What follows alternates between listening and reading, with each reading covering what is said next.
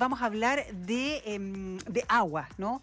De sequía. Ayer, por ejemplo, se entregó el balance hídrico de lo que va de este año 2024, se hizo por parte del Ministerio de Obras Públicas. Se hablan algunos de buenas noticias por la acumulación de agua, ¿no? A propósito de la cantidad de precipitaciones que hemos tenido durante este año, pero también hay quienes ponen ojo en, hay una situación de calentamiento global, de cambio en las precipitaciones, en el tipo de precipitaciones, y qué estamos haciendo nosotros con la gestión del agua.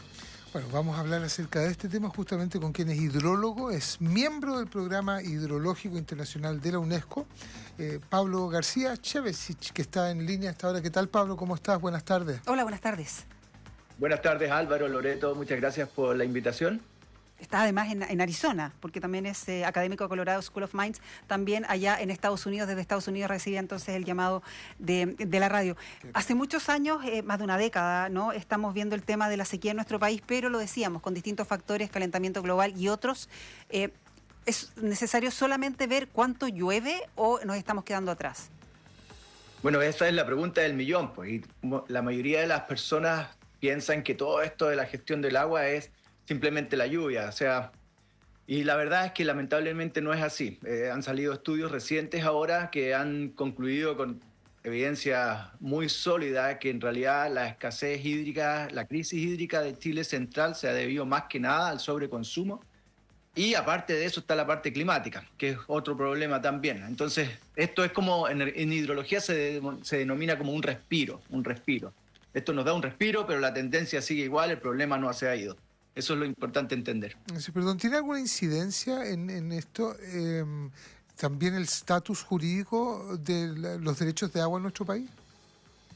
Por supuesto, o sea, cuando tú tienes un problema, cuando tú tienes un país como Chile, que se denomina uno de los países mimados en hidrología, es decir, con una cordillera al lado, con glaciares, con nieve, que siempre llueve, que siempre mucha agua se desperdicia, etcétera, etcétera. Si le sumas a la ecuación el hecho de que el agua es privada, complica la gestión muchísimo más. Entonces, es un problemazo que tenemos y, claro, el modelo de privatización funciona bien bajo escenarios de abundancia, pero cuando empieza la escasez, ahí ya el modelo no aplica, porque es imposible gestionar bien los recursos. Perdón, entonces estoy entendiendo que cualquier mejoramiento en gestión necesariamente tendría que pasar por revisar el estatus privado de los derechos de agua en nuestro país. Lo que siempre recomendamos nosotros los hidrólogos por lo general es trabajar como se trabaja en el resto del mundo, es decir, desprivatizar el agua y empezar ya con derechos de corto plazo, de 5 años, por ejemplo, etcétera, etcétera. Y empezar, más que nada, empezar a planificar bien el territorio y no instalar, por ejemplo, cultivos de altísima demanda en cuencas que se sabía que ya estaban secándose, caso de Petorca, Culeo, etcétera, etcétera. Por dar un ejemplo, es una mejor planificación territorial, todo esto de la eficiencia, educación también, para que la gente no derroche tanto el agua en todos los sectores. Claro. Y después, modelación, qué cambio climático, qué futuros consumos, etcétera. Y ahí se puede ver qué cuencas se van a quedar sin agua y cuáles no, y ahí recién empezar a solucionar las cosas antes de que aparezcan los problemas. Claro, para que no se queden sin agua, evidentemente hay que empezar a hacer algo ahora, o quizá lo debimos haber hecho hace muchos años atrás. No podemos controlar si es que llueve o no, por más que algunos hablan de bombardear las nubes y todo ese tema, pero hay algo que hacer, sí, desde nosotros, desde el tema cultural. Tú hablabas también del sobreconsumo, que es urgente que se haga ahora, revisar quizás también la normativa de los derechos de agua, pero en términos concretos ahora para la población como políticas públicas. Sí, o sea, es un problema que es más que nada que se tiene que ver a nivel de cuenca, más que a nivel nacional, porque cada cuenca es distinta, cada cuenca tiene sus propios problemas, sus propias virtudes, cambio climático, consumo, geología, uso de suelos, etcétera. Entonces, una cosa que se tiene que hacer un modelo de gestión individual, independiente en cada cuenca. Tenemos 101 grandes cuencas, entonces cada una de esas 101 cuencas debería tener ya un plan de gestión, modelación hidrológica, qué va a pasar en 50, en 30, en 20 años más. Si hubiesen habido hidrólogos hace 20 o 30 años atrás, no tendríamos ningún problema de agua en Chile, pero lamentablemente no fue así.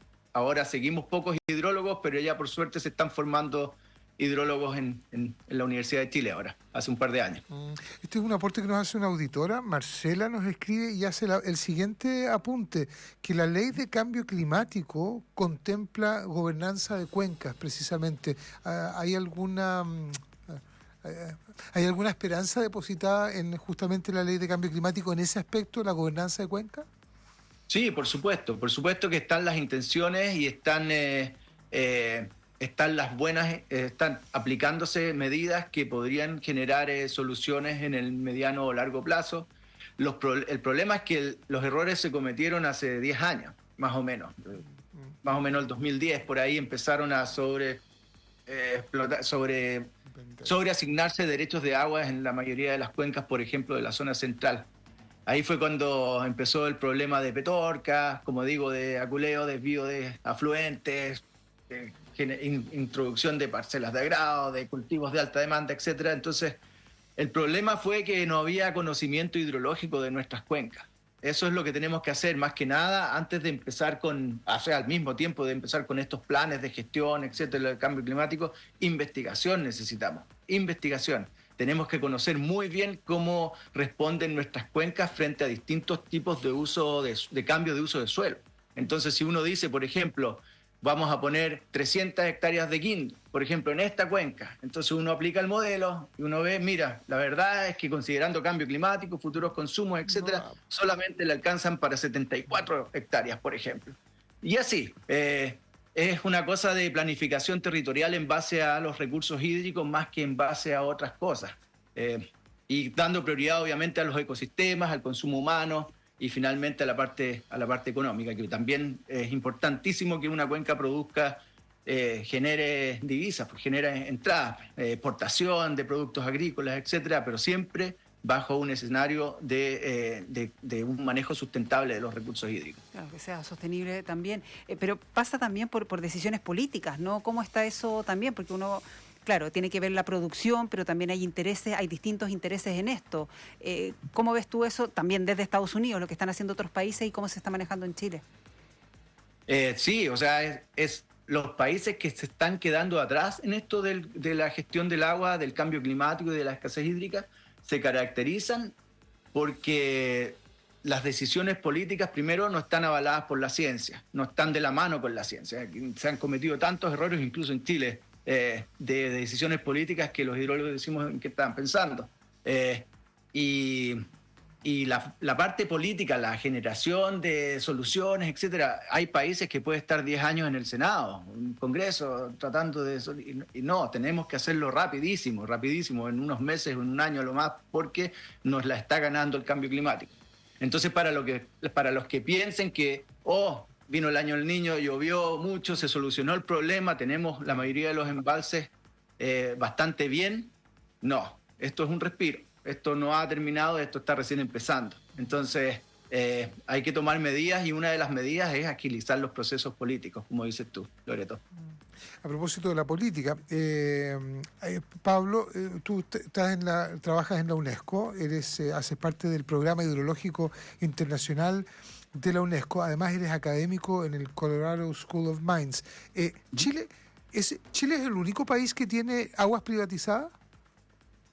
Prácticamente, a perpetuidad, sí. O sea, todos los países funcionan con derechos de agua, claro, ¿ya? Y concesiones. Pero no son a perpetuidad, ya. Y no son a 30 años tampoco.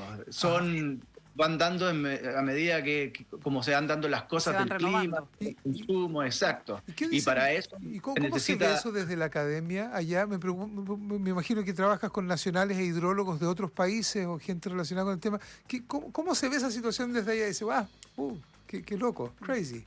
No, eso es lo que pasa, que antes en muchos países, ahora lo que están avanzando en esto de la carrera contra la escasez hídrica, ajá, en muchos países, como te digo, se investigan bien las cuencas antes y ahí recién pueden empezar a ver cuántos derechos de agua pueden proporcionar para que nadie se quede sin el recurso.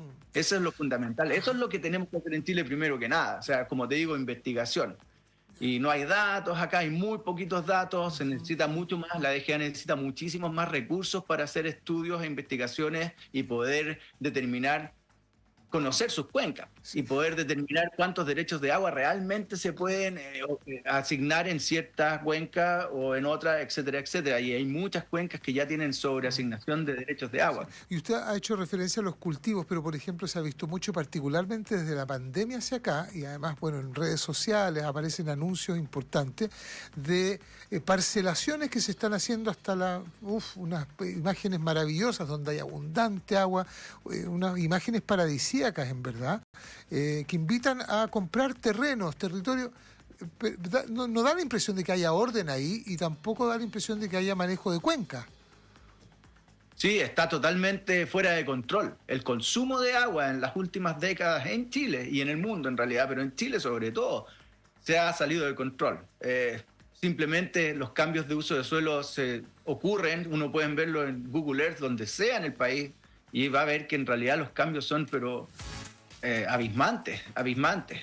Sin ir más lejos, te digo nuevamente el pequeño ejemplo de Aculeo, que es como un país, es el mejor ejemplo que dar al final. Y uno puede ver en Google Earth cómo estaba la cosa, por ejemplo, en el año 2005, 2006, que estaba lleno de cultivos agrícolas de baja demanda, y ya en el 2012 se llenó de parcelas de agrado. Cada parcela de agrado, más o menos 1.200 parcelas de agrado siguen llegando los condominios ahora, incluso cada una con su césped, 5.000 metros cuadrados de césped, es un consumo pero enorme. Obviamente la laguna se iba a secar, obviamente.